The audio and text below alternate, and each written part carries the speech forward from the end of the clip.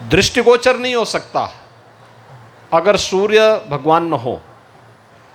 और उनके प्रति कृतज्ञता ज्ञापित करके हम लोग जल का अर्घ देते हैं। एक एक कार्यक्रम संपन्न होता है तो प्रकृति के प्रति कृतज्ञता ज्ञापित करते हुए शुद्धता का कार्यक्रम भी है। लेकिन ये कार्यक्रम तभी होंगे जब व्यक्ति अंतःकरण से भी शुद्ध हो। और यह कार्यक्रम छठ के साथ हम सबको जुड़ते हुए देखने को मिलता है। दूसरी तरफ सामाजिक समरसता का भी उदाहरण प्रस्तुत करता है। यद्यपि लोक आस्था का विषय है, हम लोग सूर्य भगवान को अर्घ देते हैं, लेकिन छठी माई जो जिनकी हम पूजा करते हैं वह सामाजिक समरसता की सबसे बड़ी प्रतिमूर्ति है। और छठी माई की कृपा से ही हम लोग इस आस्था के साथ जुड़े हुए हैं। याद रखना, ईश्वर की कृपा बिना भेदभाव के सबको समान रूप से प्राप्त होती है। उसको लेने की सामर्थ्य होनी चाहिए, उसकी शक्ति होनी चाहिए।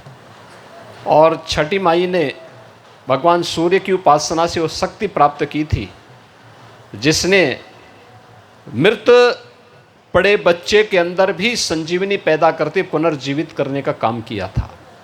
और यहीं से प्रारंभ होता है छठ उपासना की पद्धति। आज से नहीं, हजारों वर्षों से पहले बिहार, झारखंड, पूर्वी उत्तर प्रदेश और नेपाल की तराई में और जहाँ जहाँ भी यहाँ से जुड़े हुए लोग गए, देश और दुनिया के अंदर सब जगह यह पर्व इसी लोक आस्था के साथ मनाया जा रहा है। मुझे बहुत प्रसन्नता है कि आयोजन समिति ने सबसे पहले स्वच्छता का कार्यक्रम चलाया और स्वच्छता के कार्यक्रम के साथ वे सब जुड़े।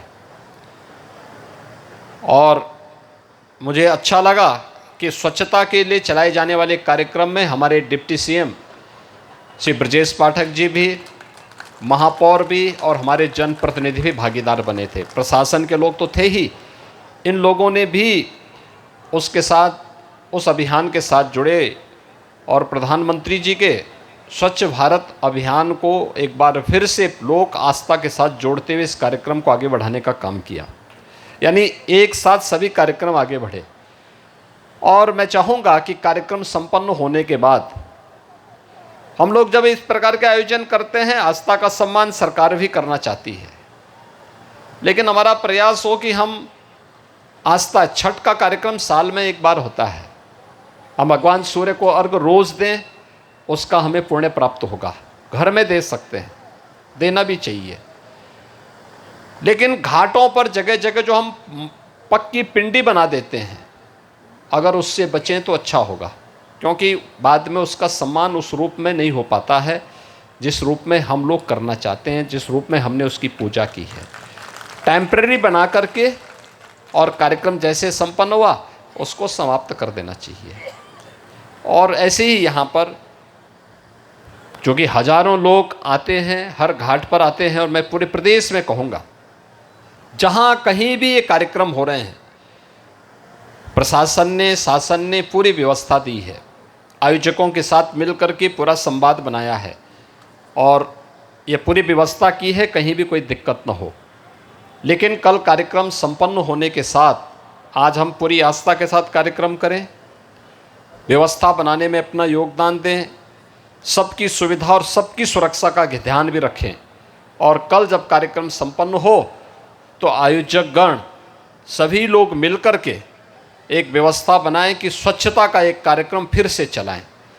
कहीं भी गंदगी नहीं दिखनी चाहिए, जिससे हमारे पर्व और त्योहारों पर किसी भी प्रकार की आंच ना आने पाए। स्वच्छता पर हमारा विशेष ध्यान होना चाहिए, तभी इसका पुण्य हम सबको प्राप्त होगा। मैं एक बार फिर से आप सबको छठ पूजा की हृदय से बधाई देता हूँ, आपके प्रति अपनी शुभकामनाएं व्यक्त करता हूँ। और मैं आप सबको इस अवसर पर छठी मैया की कृपा आप सबके ऊपर बनल रहे, सबका जीवन खुशहाल रहे, आप सबके जीवन में उत्साह उमंग बनल रहे। परिवार की खातिर कठिन व्रत रखने वाली माता और बहन लोगों को हमारी तरफ से विशेष मंगल कामना। छठी माता की जय, भारत माता की जय। तालियां जोरदार बजनी चाहिए, बहुत बहुत जोरदार तालियां। और मैं अपने माननीय मुख्य